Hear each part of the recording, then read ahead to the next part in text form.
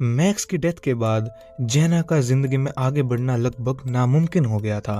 पर फिर उसने एक अजीब और पुराने आदमी से कांटेक्ट किया जो बनाता था सुपर नेचुरल डॉल्स। ये डॉल्स जिंदा होते थे और उन पेरेंट्स के लिए एक सेकंड चांस जैसा काम करते थे जो अपने बच्चों को खो चुके थे। वो आदमी जेना से कहता है कि उसे मैक्स के कुछ कपड़े, कुछ बाल और एक ऐसी चीज चाहिए जो मैक्स के लिए बहुत ही खास थी। जब जेना पूछती है कि क्या मैक्स का बेसबॉल बैट चलेगा, तो आदमी कहते हैं कि अगर मैक्स को उसे पसंद करता था तो हाँ, वो चलेगा। जेना का हस्बैंड एडन इस पूरी बात को एक फ्रॉड बोलता है, पर वो जेना को रोक नहीं पाता। वो आदमी जेना को एक मैजिकल डॉल बनाकर देता है, पर वो मैक्स जैसा बिल्कुल भी नहीं लगता। फिर वो आदमी जेना से कहता है कि डॉल को हाथ लगाओ।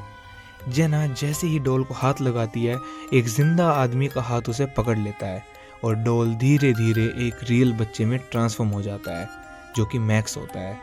ये देखकर जेना खुशी से रो पड़ती है और एडन का डर और बढ़ जाता है। वो जेना को समझाते हैं कि ये बात बहुत गलत है, पर जेना उस आदमी को बहुत सारा पैसा दे देती है और डॉल को अपने साथ घर ले आती है। आदमी उन्हें एक वार्निंग भी देता है। वो कहता है कि ये डॉल सिर्फ घर के अंदर ही काम करेगी, घर के बाहर ले जाते ही डॉल एक लाइफलेस टॉय के अंदर बदल जाएगी। सबसे इम्पोर्टेंट, ये डॉल सिर्फ 1 घंटे ही दिन में यूज कर सकते हैं।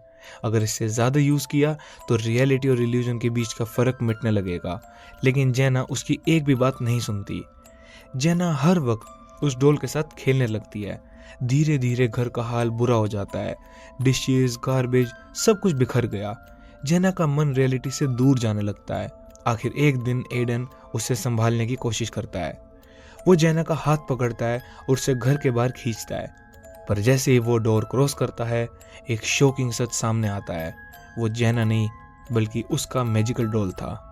पता लगता है कि जेना कुछ हफ्तों पहले ही मर चुकी थी जब एडन ने मैक्स की डॉल को छुपा दिया था। रियलिटी का सामना ना कर पाने की वजह से जेना ने अपनी कलाई काट के अपनी जान ले ली थी। इसके बाद एडन बहुत ही ज्यादा बेकाबू हो जाता है। वो वापस उसी आदमी के पास जाता है जेना की डॉल बनवाने के लिए, और फिर से वो इस सारे रूल्स को अवॉइड कर देता है और वो खुद उस डॉल के साथ, जो उसकी बीवी और उसका बच्चा नहीं होते, उनके साथ बहुत ही ज्यादा बेकाबू से रहने लगता है। और उसके बाद वो खुद रियलिटी और इल्यूजन के बीच का फर्क भूल जाता है। तो ये थी कहानी जेना और एडन की। ऐसे रिश्ते जो सिर्फ गम के साए में खत्म हो गए।